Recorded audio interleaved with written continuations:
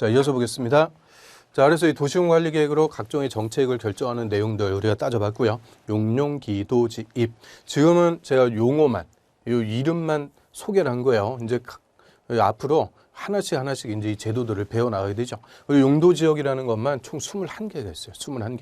용도지구도 9개가 있고요. 용도구역도 5개가 있고 기반시설도 46개가 있고요. 이 많아요. 그래서 이 내용들을 하나씩 우리가 순서대로 이제 배워나가니까 자, 여기까지 우리 선계획 파트에서 순서대로 광역도시계획, 도시군 기본계획, 도시군관리계획을 행정청이 어떤 절차로 수립하는지, 그래서 이 계획이라는 것도 우리가 처음 들어봤는데 이 계획을 누가 어떤 절차로 수립하는지 그런 것부터 배워야 되니까 공법에 처음 공부할 때는 어떻게 보면 좀 뜬구름 잡는 거 같죠. 여태까지 듣도 보도 못했던 이런 생소한 내용들을 공부를 하게 돼요.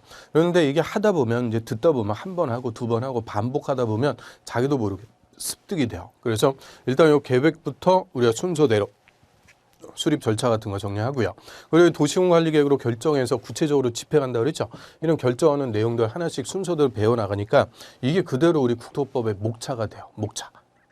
용어 정의가 그대로 목차입니다. 그래서 여기까지 교재 보고 한번 확인 좀 해볼까요? 자, 우리 기초서 136페이지 한번 볼게요. 기초서 136페이지에 그 중간에 보시면은 그 2장에 국토법의 주요 용어 해갖고 우리 이제 기초서의 특징이 용어부터 앞에 그냥 싹 모아놨죠. 용어부터 싹 써놓고 뒤에 이제 내용들 쭉 나옵니다. 그래서 좀 왔다 갔다 해야 돼요. 이 용어 보고 내용들 찾아보고 해야 되니까 좀 왔다 갔다 한다. 그거 좀 양해를 해주시고요.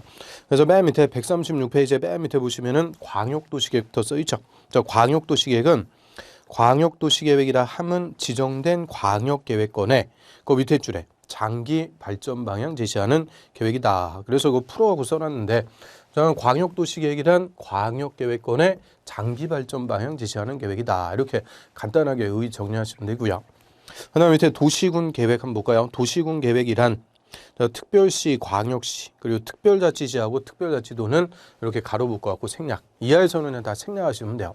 특별자치시, 특별자치도는 가로 묶어갖고 생략하고요. 시 또는 군. 그래서 특별시, 광역시, 시 또는 군. 자, 앞글자에다 동그라미 치면 특, 광, 시, 군. 그래서 도시군 하면은 특광시군 관할구역을 얘기한다. 이 용어를 약속하는 거예요. 특광시군, 그거를 도시군.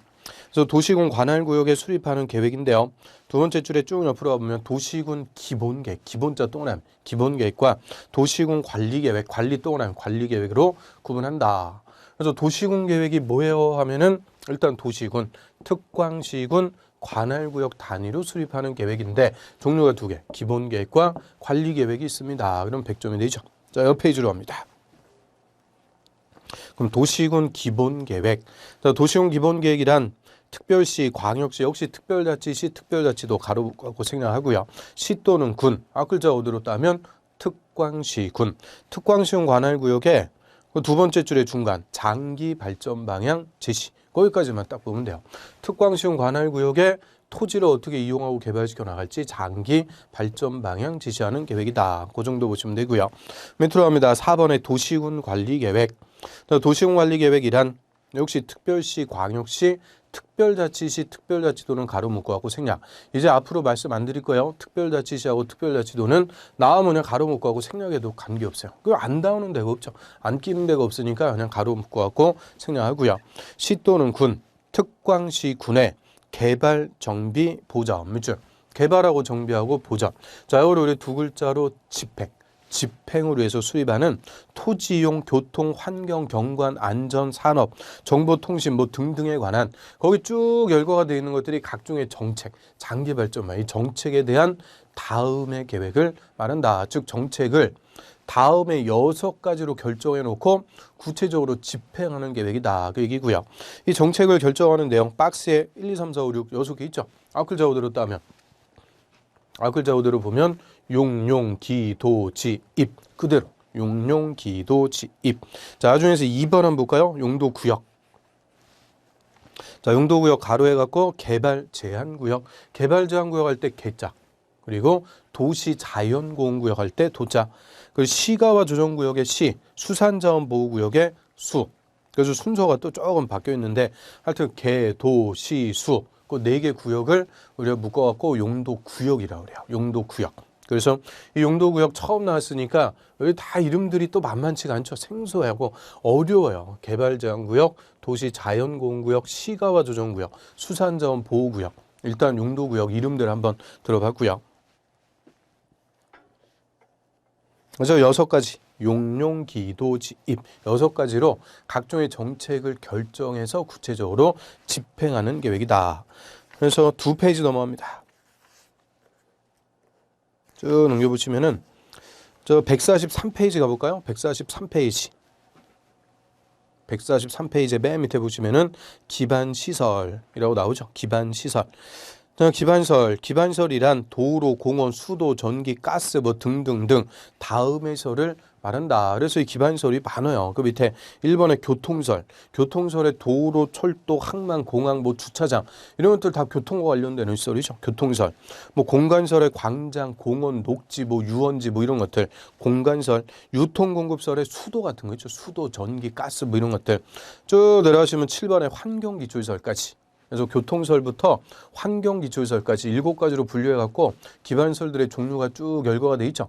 얘들 우리가 통칭해갖고 뭐라고 부르느냐. 기반시설이라고 그래요. 기반시설은 그래서 도로, 철도, 상하수도, 학교, 공원 이게 기반시설이 다 쉬어보면은 46개가 있어요. 46개. 주민들 생활하기 위해서 기본적으로 갖춰줘야 되는 시설들. 이 기반시설이다. 통칭해갖고 기반시설이라고 부르고요. 자, 한 페이지 넘겨볼까요? 144페이지에 중간에 12번 딱 봅니다. 도시군계획시설. 그럼 도시군계획시설이란 이 기반시설 중 도시군관리계획으로 결정된 시설을 말한다. 그럼 기반시설이 많다고 그랬죠? 46개. 그중에서 하나를 설치하기로 도시군관리계획 결정. 도시군관리계획 결정하면 그때부터는 이름이 무슨 시설이 되는 거냐. 도시군계획시설. 그러니까 결정하기 전까지는 도로, 철도, 상하수도 이런 것들을 통칭했고 기반시설. 그 기반시설 중에서 뭐를 구체적으로 설치할 거냐. 설치하기로 결정된 한 개. 그거는 도시군계획시설. 도시군관리계획으로 결정된 시설, 도시군계획시설이라고 부르게 되고요. 그 밑에 13번에 도시군계획시설 사업이란 이 도시군계획시설을 설치, 정비, 개량하는 사업이다. 이 도시군계획서를 이제 구체적으로 설치하기 위한 공사, 사업하는 거죠. 공사하는 것을 도시군계획시설 사업을 줄여갖고 시설 사업. 그래서 주위에 도로 설치하는 공사하고 있다. 무슨 사업이라고요? 시설 사업. 전철을 설치하는 공사하고 있다. 시설 사업. 그래서 도시군계획 시설 사업을 시행해서 관할구역에 도로도 놓고 전철도 놓고 하는 거죠. 그 다음 밑으로 갑니다. 14번에 도시군계획 사업. 자, 도시군계획 사업이란 도시군관리계획을 시행하기 위한 사업으로서 도시군계획 시설사업, 거기 동그라미 1, 도시군계획 시설사업. 그 다음 도시개발법에 따른 도시개발사업, 도시개발사업의 동그라미 2, 도시 및 주거환경 정비법에 따른 정비사업, 정비사업의 동그라미 3을 말한다. 그래서 시설사업과 개발사업과 정비사업. 자, 이 3개 사업을 합쳐가지고 다 무슨 사업이냐? 도시군계획 사업. 도시군 관리 계획을 시행하는 사업이다. 그래서 도시군 계획 사업은 이렇게 3가지가 있어요. 그러면 시설 사업은 도시군 계획 사업이다. 맞아요. 개발 사업은 도시군 계획 사업이다. 맞아요. 정비 사업은 도시군 계획 사업이다. 그래서 도시군 계획 사업이라고 할 때는 이렇게 3가지 사업을 얘기하는 거죠. 이게 29회 때 그냥 우리 시험 공법 1번 문제였다고 그랬죠. 도시군 계획 사업. 그 다음 밑으로 갑니다. 지구단위 계획. 이 지구단위 계획의 의미는 재작년 30회 때 그냥 또 한 문제예요. 지구단위 계획이란 도시군 계획 수립 대상 지역의 일부의 동그라미. 항상 이 지구자가 붙으면 의미는 뭐라고 그랬어요? 일부라고 그랬죠. 전부 그러면 안 돼. 전부가 아니고 일부에 대하여 여기서 딱 끊습니다. 대하여 토지용을 합리화하고 기능 증진, 미관 개선, 양호한 환경을 확보하고 그 지역을 체계적 계획적으로 관리하기 위하여 딱 끊고요. 수립하는 도시 군 관리 계획을 말한다. 그래서 지구단위 계획의 의의만 그냥 3줄 쫙 길게 써 있죠. 그래서 우리가 끊어갖고 길어가서 긴 거는 끊어갖고 읽어보는데요. 이 끊고 하고 중간에 들어가는 부분은 지구 단위 계획 수립하는 목적이라고 그래요. 목적. 요거는 나중에 우리가 배우면 되고요. 일단 앞부분하고 뒷부분. 자, 요것만 간단하게 연결해갖고 읽으면은 이게 지구 단위 계획의 간단한 의의가 되죠. 그럼 다시 한번 볼까요? 자, 지구 단위 계획이란 도시군 계획 수립 대상 지역의 일부에 대하여 끝으로 가서 수립하는 도시군 관리 계획을 말한다. 그게 간단한 지구 단위 계획 의미입니다. 그럼 지구 단위 계획은 도시군 관리 계획이다. O, X. 맞아요, 틀려요? 맞죠. 끝에 지구 단위 계획도 무슨 계획이래요? 도시군 관리 계획을 말한다. 그러니까 얘도 도시군 관리 계획인데 그런데 논점은 앞부분이죠. 그 도시군 계획 수립 대상 지역의 전부가 아니고 일부에다가만 수립할 때는 이름을 지구 단위 계획으로 따로 불러준다. 그 얘기죠. 그래서 도시군 계획 수립 대상 지역의 일부에다 수립할 때, 그럼 우리 도시군 계획 수립 대상 지역이 어딜까요? 자, 도시군 계획을 수립하는 대상은 특별시, 광역시, 시 또는 군, 특광시군, 관할구역의 전부가 아니고 일부에다가만 수립하는 도시군 관리 계획은 따로 지구 단위 계획이다. 그래서 그 관할구역의 일부를 체계적으로, 계획적으로 개발하기 위해서 수립한다. 이렇게 생각하시면 되고요. 그래서 일단 계획 파트에서 용어는 뭐 그 정도 우리가 정리를 하고요. 나머지 것들은 관련되는 부분에서 각각 우리가 따져볼 거예요. 지금 국토법 처음 하는데 모든 용어를 지금 다 보려고 그러면 끝도 없는 거죠. 그래서 일단 이 계획 쪽에서 나오는 가장 기본적인 용어들 한번 봤고요. 자, 오늘은 이 계획들을 한번 쭉 볼 거예요. 첫 번째 광역도시계획, 그리고 두 번째 도시군 기본계획, 그리고 세 번째 도시군 관리계획. 이 계획부터. 그래서 이 계획을 누가 어떤 절차로 수립하는지, 그래서 이 공법의 이제 첫 주, 둘째 주에는 좀 뜬구름 잡는 것 같다 그랬죠. 이 계획 듣도 보도 못한 계획들을 누가 어떤 절차로 수립하는지. 그런데 이 계획의 수립 절차가 앞으로 우리가 공법 공부하는데 어떻게 보면 공식 같은 거예요. 공식, 또 주된 개념들, 기본 개념들이 쭉 나오기 때문에 이 계획 파트부터 우리가 먼저 정리를 할 수밖에 없죠. 그래서 첫 번째 광역도시계획. 자, 이거부터 공부하는데요. 자, 이거는 우리 요약집 기초서 172페이지로 합니다. 쭉 넘겨보세요. 172페이지.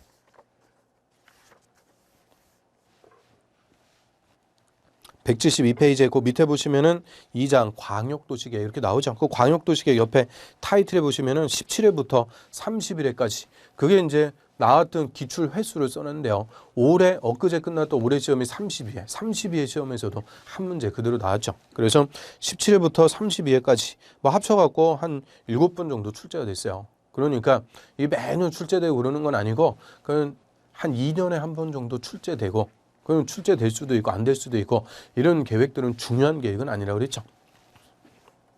자, 그럼 광역도시계획 의의부터 한번 볼까요? 자, 광역도시계획은 광역계획권의 장기 발전 방향 제시하는 계획이다라고 하고요. 광역계획권의 장기 발전 방향 제시. 이게 그대로 광역도시계획의 의의예요. 그럼 광역도시계획이든 광역계획권이든 광역자 붙었다. 광역자 붙으면 하나가 아니고 2개 이상. 2개 이상의 특별시, 광역시, 시 또는 군, 특광시군 관할구역을 하나의 계획권으로 묶어준다 그랬죠. 그래서 하나의 계획권으로 묶어줬다. 이 계획권이라는 것은 계획을 수립하는 범위를 얘기해요. 범위. 그래서 2개 이상의 관할구역을 하나의 계획권으로 묶어주는 것을 광역계획권을 지정한다. 그래서 광역하면 항상 2개 이상. 그래서 2개 이상의 관할구역을 하나의 계획권으로 묶어주고요. 이 광역계획권에 속하는 2개 도시 간의 기능 분담 등을 통한 장기 발전 방향 지시하기 위해서 수립하는 계획이다라고 하죠. 그럼 예를 들어 갖고 우리 서울특별시 그리고 옆에 경기도 성남시, 서울특별시, 경기도 성남시 2개의 관할구역을 묶어갖고 계획권으로 지정을 했어요. 자, 노란색으로 계획권을 지정했다. 자, 여기에 계획 수립합니다. 계획권을 지정. 이거를 뭐라고 부르면 돼요? 2개 관할구역을 묶어갖고 계획권으로 지정했으니까 이거를 광역계획권을 지정했다. 좀 유식하게 광역계획권을 지정했습니다. 이렇게 얘기하고요. 그럼 우리 광역계획권 뭐 하려고 지정했어요? 광역계획권 지정한 목적. 광역도시계획 수립해서 장기 발전 방향 정책을 제시하기 위해서 지정했다. 이렇게 얘기하죠. 광역도시계획을 수립하기 위해서 광역계획권 지정했어요. 그럼 어떤 사항에 대해서? 자, 인접한 2개 도시 간의 기능을 분담한다 그랬죠. 기능 분담. 자, 이게 키워드예요. 광역도시계획 수립하는 핵심 키워드. 그래서 우리 서울특별시는 우리나라의 수도입니다. 인구와 산업이 집중되어 있는 수도. 인구도 1000만 가까이 되죠. 그리고 산업이 집중되어 있어갖고 그 말은 쉽게 얘기하면 직장들이 다 서울특별시 안에 있다는 거예요. 특히 좋은 직장은 다 서울특별시 안에 있죠. 그래서 저 지방에, 제가 지방에 살고 있는데 열심히 공부해갖고 좋은 대학 들어가서 졸업하고 좋은 직장, 서울특별시에 있는 직장에 취직하게 됐어요. 그럼 서울특별시에 있는 좋은 직장에 취직했다. 아주 축하할 일이에요. 그런데 이게 집이 저 지방이다 보니까 서울특별시에서 주택을 찾아야죠. 직장 옆에 주택이 집이 있어야 출퇴근하기 편리하고 하니까 서울특별시 안에서 주택을 찾는 수요가 늘어날 수밖에 없는 거죠.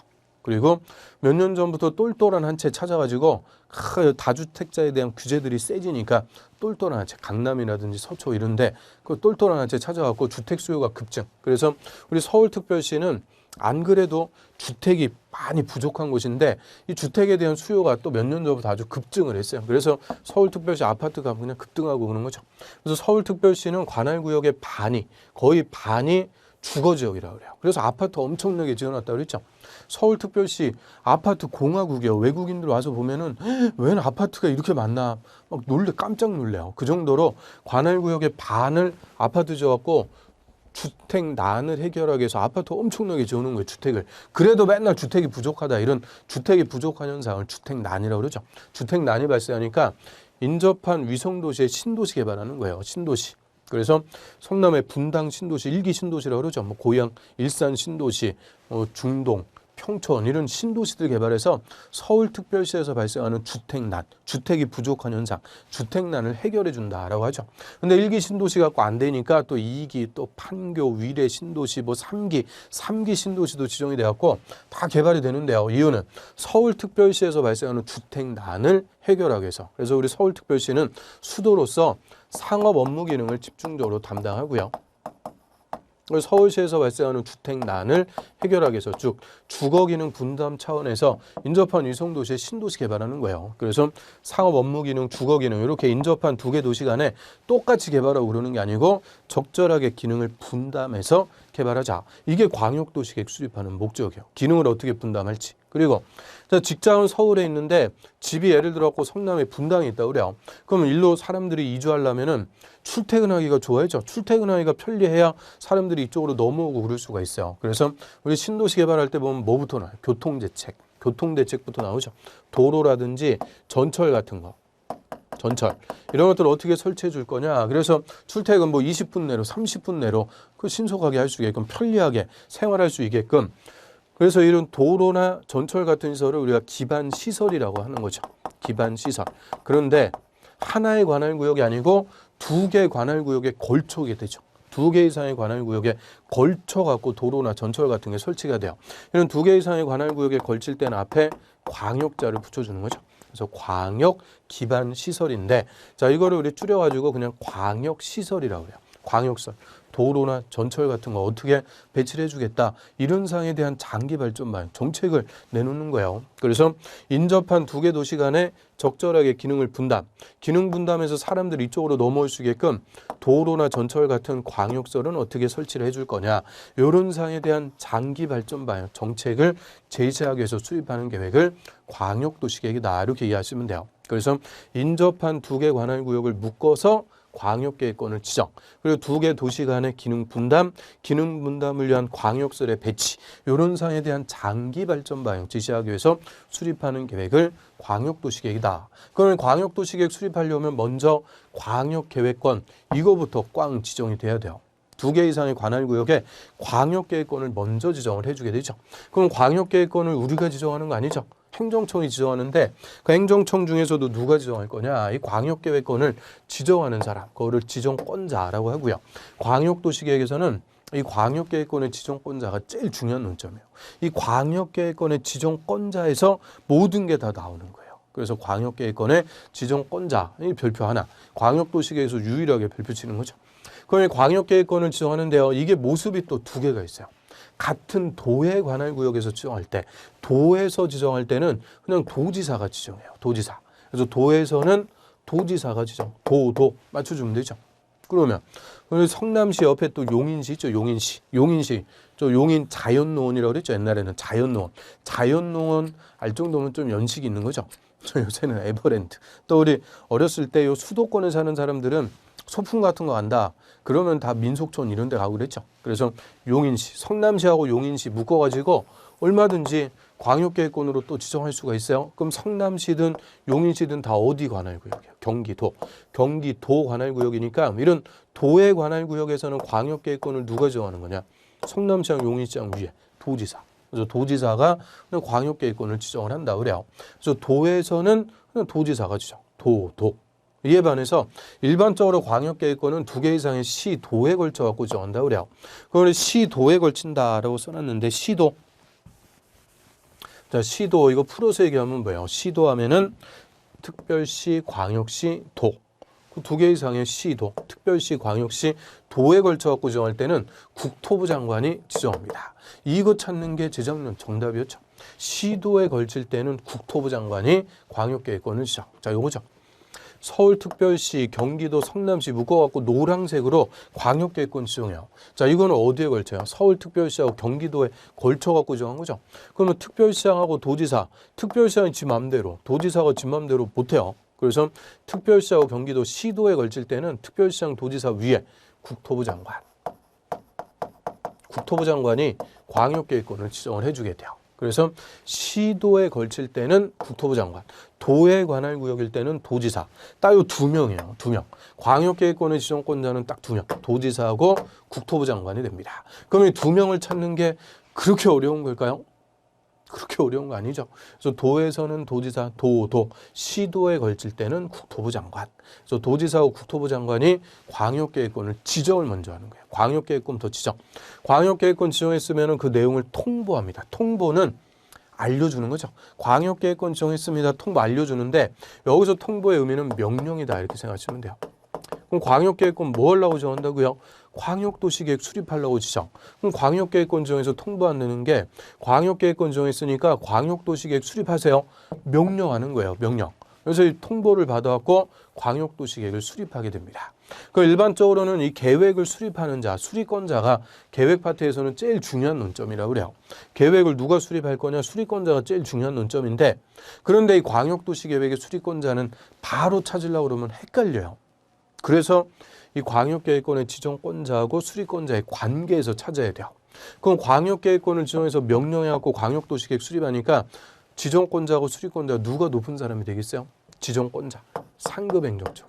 지정권자가 상급행정청, 수립권자는 하급행정청. 역시 상, 하, 위계질서. 이 행정청의 위계질서에 따라서 수립권자를 찾으면 돼요. 그러면 도에서는 도지사가 지정해서 명령했죠. 그러면 수립은 누가 하는 거냐? 도지사보다 하급행정청. 우리 도 밑에는 뭐가 있었어요? 시하고 군이 있었죠. 그래서 도에서 도지사가 지정했을 때는 광역도시계획 수립은 도지사 밑에 시장 또는 군수. 시장 또는 군수가 공동으로 광역도시계획을 수립합니다. 그래서 도에서는 시장, 군수가 공동으로 광역도시계획을 수립한다라고 하고요.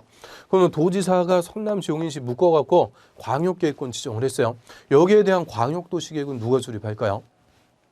또 기능 분담할 사람은 누구예요? 성남시장하고 용인시장. 성남시, 용인시의 기능을 어떻게 분담할지 성남시장하고 용인시장, 시장 둘이서 공동으로 광역도시계획 수립한다라고 하면 되죠. 여기는 군은 없으니까 군수가 나올 이유는 없죠. 시장 둘이서 공동 수립합니다. 이러면 뭐 100점이죠.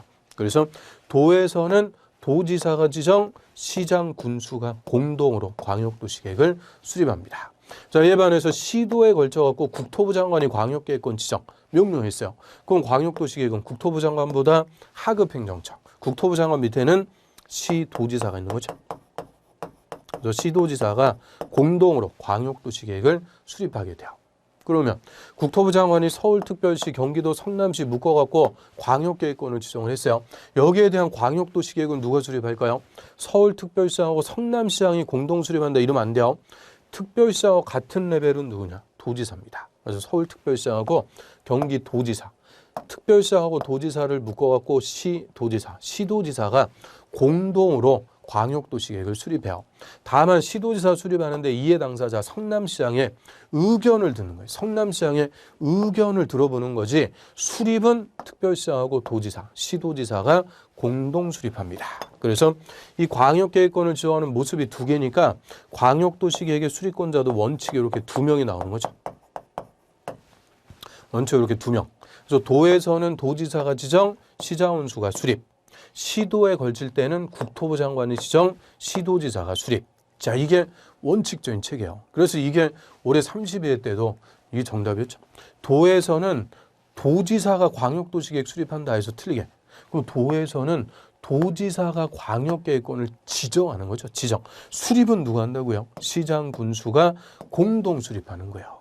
그래서 뭐 어려운 거, 예외 이런 거 물어보는 게 아니고 지역적인 거 물어보는 게 아니고 가장 원칙적인 거에서 정답도 항상 나오는 거죠. 그래서 이게 광역도시계획은 우리가 1년간 배워갈 건데 이게 핵심이에요. 이게 딱 뼈대가 돼서 여기에 이제 살을 붙여나가는 거죠. 그래서 도에서는 도지사가 광역계획권을 지정, 시장운수가 수립한다. 시도에 걸칠 때는 국토부 장관이 광역계획권 지정, 시도지사가 수립한다. 이게 핵심입니다.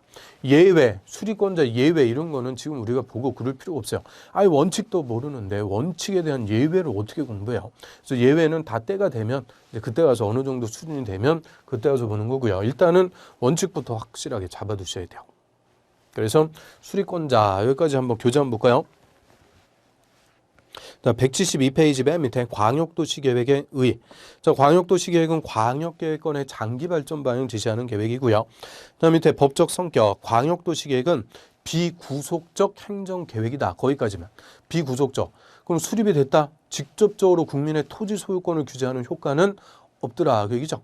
그래서 장기 발전발 정책만 지시하는 거니까 정책은 집행이 될 수도 있고 안 될 수도 있고 될 수도 있고 안 될 수도 있고 그래서 광역도시계획이 수립됐다고 직접적으로 우리 국민의 토지 소유권을 규제하고 이런 효과는 없습니다. 비구속적 행정계획이다. 그 정도 보고요. 자, 옆 페이지로 갑니다. 그럼 먼저 이 광역도시계획 수립하기 위해서 광역계획권부터 지정을 하게 돼요. 그래서 2개 이상의 특광시용 관할구역에 광역계획권을 지정합니다. 그래서 광역계획권의 지정권자하고 지정권자에다가는 별표. 광역도시계획에서는 이 지정권자가 제일 중요하다고 그랬죠. 그래서 또 하나 1번 관할이 동일하면 이렇게 써 있는데 이게 법조문이 아니죠. 그래서 법조문에서는 그냥 도에 속할 때. 그래서 도의 관할구역일 때는 그냥 도지사가 지정. 도에서는 도지사가 지정한다. 이렇게 도에서는 도지사가 그냥 도 이렇게 써두시면 돼요. 그 관할이 동일하면 이런 말 없어요. 그래서 그냥 도에서는 도지사가 지정합니다. 도. 이에 반해서 동그라미 2번 관할이 다른 경우 이렇게 써 있는데 관할이 다른 게 아니고 시도에 걸칠 때요. 시도에 걸쳐 갖고 광역계획권을 정할 때는 국토부 장관이 정합니다. 그래서 도에서는 도지사, 시도에 걸칠 때는 국토부 장관. 그래서 도지사하고 국토부 장관 딱 이 2명만 광역계획권의 지정권자가 되는 거고요. 자, 밑으로 갑니다. 쭉 내려오셔 갖고 4번에 수립권자 한번 봐요. 수립권자 구분해갖고 관할이 동일할 때 그 관할이 동일한 경우 지워버리고 그냥 도 이렇게 써두세요. 도의 관할구역일 때 그럼 도의 관할구역에서는 시장 군수가 공동 수립한다. 거기서 딱 끊으세요. 단 어쩌고저쩌고 쓸데없는 거 필요 없고 시장 군수 공동 수립. 그러면 도에서는 도지사가 광역계획권을 지정, 시장 군수가 공동 수립. 이게 가장 원칙적인 체계라는 거예요. 그 다음에 또 밑에 그 관할이 다른 경우 이렇게 써 있는데 관할이 다른 경우 지워버리고 시도 이렇게 써두세요. 시도에 걸칠 때. 자, 시도에 걸칠 때는 동그라미 1번 시도지사가 공동수립. 거기서 딱 끊으세요. 단 어쩌고저쩌고 다 필요 없어요. 그러면 시도에 걸칠 때는 누가 지정했어요? 국토부 장관이 지정. 수립은 시도지사가 공동수립. 이게 가장 원칙이고 기본입니다. 그래서 도에서는 도지사가 지정, 시장운수가 수립. 시도에 걸칠 때는 국토부 장관이 지정, 시도지사가 수립. 이게 가장 원칙. 나머지 것들, 수립권자 나머지 것들은 지금 볼 필요 없어요. 지금 볼 필요 없으니까 다 필요 없고요. 딱 원칙만 딱 정리합니다. 그러면 수립권자 우리가 찾아냈고요. 이 수립권자 광역도시계획 수립할 때 절차. 이 계획을 수립하는 절차는 이하에서 다 똑같아요. 그래서 그냥 일반적인 공식 같은 거니까 그냥 쭉 들어두시면 돼요. 그러면 광역도시계획 수립하려면 조사부터 합니다. 이 광역계획권의 장기 발전 방향 지시하려면 일단 광역계획권의 인구가 얼마고 경제 수준이 어떻고 사회 문화 뭐 등등등 전반적인 사항에 대해서 인구, 경제, 사회, 문화 조사부터 반드시 해줘야 돼요. 필수적으로 조사한다고 그래요. 조사할 수 있다? 그러면 틀려. 계획을 수립하기 위해서 조사는 다 필수적인 절차입니다. 필수적으로 조사부터 하고요. 그 다음에 또 각계각층의 의견 다 들어야 돼요. 의견 듣습니다. 의견 청취한다 그러죠. 먼저 이 지역 주민의 의견 들어야 돼요. 그래서 광역도시계획 수립하기 위해서 주민의 의견 청취. 왜요? 우리 지금 지방자치사회라고 그러죠. 지방자치사회에서는 주민의 의사가 절대적인 거예요. 주민들이 싫어하는 집만 골라서 하는 거예요. 골라서. 그런 거 다음 선거에서 그거 뽑아줘요? 안 뽑아줘요? 안 뽑아주죠. 그래서 이런 장기 발전 방향, 정책을 지시하는 계획을 수립할 때도 그 주민들의 의견 딱 들어야 돼요. 무시하고 그러면 안 돼요. 그런데 이 광역도시계획은 수립이 됐다. 직접 우리 주민들한테 효과 있어요? 없어요? 우리한테 효과가 있다 없다? 없다. 비구속적 계획. 그래서 주민한테 아무 효과가 없는 거예요. 비구속적 계획은 수립할 주민의 의견 청취할 때 방법이 공청회라고 그래요. 공청회. 공청회를 개최해서 주민과 전문가 의견을 한 방에 듣습니다. 우리 공청회 하는데 이 공청회는 쉽게 생각하시면 토론회 생각하시면 돼요. 우리 TV에도 토론 프로그램들 많이 있죠. 그 토론 프로그램 100분 토론, 뭐 심야 토론 뭐 많잖아요. 라디오에도 많고 이 토론 프로그램 이런 거 즐겨 보시는 거예요? 그거 즐겨보셔야 돼요. 그래서 부동산에 대한 정책 이런 것들 토론 들어보면서 앞으로 어떻게 개발되겠구나 이런 것도 우리가 감 잡을 수가 있죠. 그래서 각종 이제 토론 프로그램 이런 것들도 부동산에 관한 정책에 관해서 토론한다 그러면은 그런 것들은 좀 귀 기울여 갖고 보시고 그럴 필요가 있어요. 그래서 이 토론 프로그램 보시면은 국회의원이라든지 교수들, 전문가들 나와서 잘난 척하면서 얘기하죠. 막 1시간, 2시간 막 얘기하잖아요. 끝날 때쯤 되면은 뒤에 방청객의 의견 듣는 거죠. 그 방청객이 주민이다 이렇게 생각하시면 돼요. 그래서 방청객의 의견, 주민의 의견 듣는데 손 딱 들었어요. 얘기할 게 있어갖고 손 딱 들었는데 안 지켜줘요. 사회자하고 눈도 마주쳤는데 안 지켜줘요. 그럼 어떻게 돼요? 뻘쭘한 거죠. 뻘쭘. 팔 아파요. 뻘쭘. 그래서 얘기도 못하는 거고요. 딱 손 들어가고 시켜줬어요. 사회자가 딱 시켜줬어. 한번 얘기해 보세요. 마이크 딱 건네줬다. 그러면 이제 더 문제 커지는 거죠. 또 얼굴 시빨개지면서 막 벌벌 떨면서 얼굴 콩닥무가 돼갖고 자기가 뭔 얘기하는지도 막 모르고.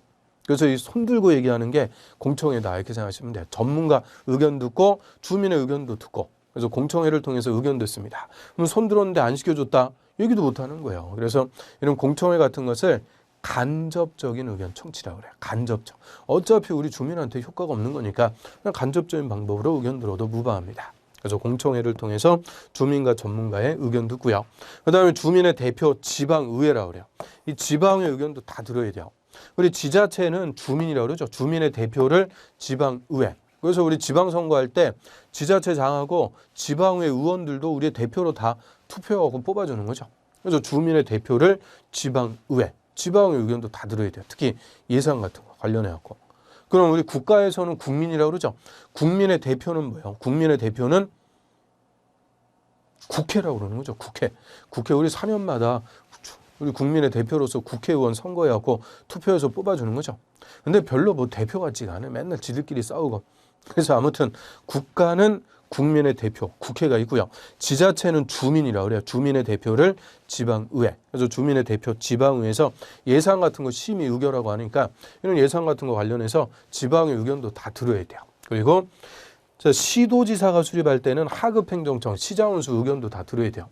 자, 아까 특별시장하고 도지사가 광역도시계획 공동 수립할 때 성남시장의 의견 듣는다 그랬죠. 그래서 시도지사는 하급행정처인 시장운수 의견도 다 듣습니다. 시장운수가 수립할 때는 자기가 자기 의견 들을 필요가 있어요? 아니 너는 어떻게 생각하냐? 나는 이렇게 생각해. 무슨 분실이 있는 것도 아니고. 그래서 시장운수가 수립할 때는 시장운수 자기 의견 들을 필요는 없고 시도지사가 수립할 때만 시장운수의 의견을 듣는 거죠.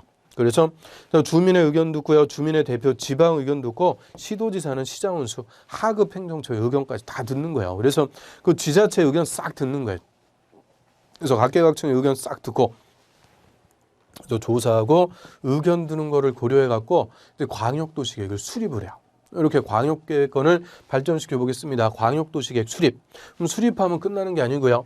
이 수립 계획별로 수립권자는 다 다른데 수립할 때 기준이 있어요. 수립의 기준. 이 수립권자가 지 마음대로 계획을 수립하면 계획의 통일성이라는 게 없겠죠. 그래서 이 기준은 무조건 국토부 장관이 정해줍니다.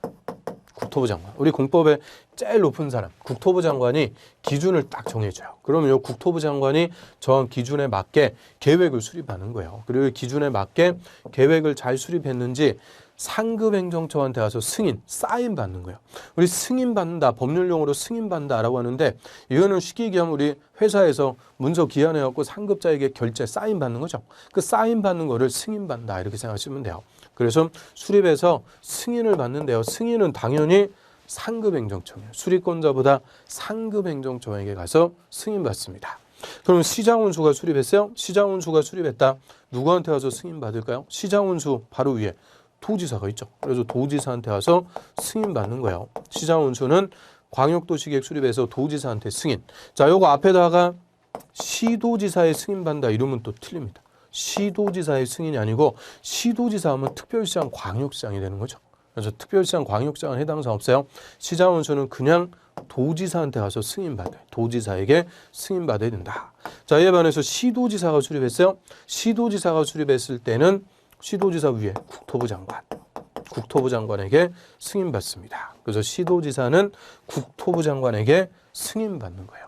그래서 시장운수는 도지사, 시도지사는 국토부 장관, 상급 행정처한테 승인받는데 광역도시계획의 승인권자, 도지사 또는 국토부 장관 이 사람들이 누구였어요? 광역계획권의 지정권자요. 도지사, 국토부 장관. 한마디로 누구한테 가서 승인받는 거냐? 광역계획권의 지정권자한테 가서 승인받는다 이렇게 생각하시면 돼요. 이게 당연한 논리죠. 자, 도에서는 도지사가 지정, 시장운수가 수립. 그럼 시장운수는 그 명령을 한 도지사한테 광역도시계획을 잘 수립했는지 사인까지 받으라는 거죠. 또 시도에 걸칠 때는 국토부 장관이 지정, 시도지사가 수립. 다시 시도지사는 명령한 국토부 장관한테 광역도시계획 이렇게 수립했습니다. 잘 수립했는지 승인, 사인 받아라 그죠. 그래서 광역도시계획의 승인권자는 이꼴 누가 되는 거냐? 지정권자가 됩니다. 지정권자. 지정권자한테 가서 그대로 승인받는다 이렇게 생각하시면 되고요. 그러면 이 광역도시계획에서만 권한자가 3명이 나와요. 광역계획권의 지정권자, 광역도시계획의 수립권자, 또 승인권자. 그래서 권한자가 또 3번 나오는데 이거를 나올 때마다 그냥 그때그때 막 애우려고 그러니까 이 끝도 없는 거예요. 광역도시계획부터 그냥 숨이 탁탁 막히는 거죠. 뭔 말인지도 모르겠는데 지정권자, 수립권자, 승인권자 그냥 생소한 행정청 또 다 외우려고 그러면 그래서 공법의 흥미가 점점 없어지고 그래요. 그래서 절대 우리 공법은 암기 과목이 아닙니다. 암기 과목이 아니고 철저한 이해 과목이다 라고 이 연사는 주장합니다. 그래서 이해 과목이라고 그래요. 이해 과목. 이해만 되면 애울 필요가 없는 거예요. 그럼 광역도시계획에서는 누구만 딱 정리해주면 되냐? 누구만 애우면 되냐? 지정권자 요 2명. 도지사하고 국토부 장관. 지정권자보다 하급 행정청이 수립한다 그랬죠? 다시 누구한테 가서 승인받아라. 지정권자한테. 그러니까 다 누구로 통하는 거예요. 지정권자. 그래서 이 지정권자만 정리해두면 그냥 위계질서로 이해만 하면은 다 찾아낼 수가 있는 거죠. 지금은 우리가 처음 시작하는 거니까 행정청이 이게 잘 안 잡혀갖고 이게 생소하고 어렵게 들릴지 몰라도 이거 한 번 하겠어요? 2번 하고 3번 하고 하면서 그냥 자동적으로 정리되는 거예요. 그래서 지정권자 요 2명만 도지사하고 국토부 장관이 지정한다. 이 2명만 딱 정리해두면 수립권자, 승인권자는 그냥 따라오는 거예요. 이해만 되면 따라가는 거니까 절대 다 해오려고 그러실 필요 없어요. 그래서 지정권자한테 승인받습니다. 그럼 이제 승인권자가 광역도시계획 승인 사인을 해주는 건데 승인하기 전에, 이 사인하기 전에 관계 행정기관의장하고 협의부터 한다 그래요. 협의라는 것은 행정부서 간의 의견을 맞추는 것을 협의한다 그래요. 우리 행정부서 예를 들어 갖고 국토부 장관이 승인한다. 그럼 국토교통부만 있는 게 아니죠. 국토부만 있는 게 아니고 또 뭐도 있어요?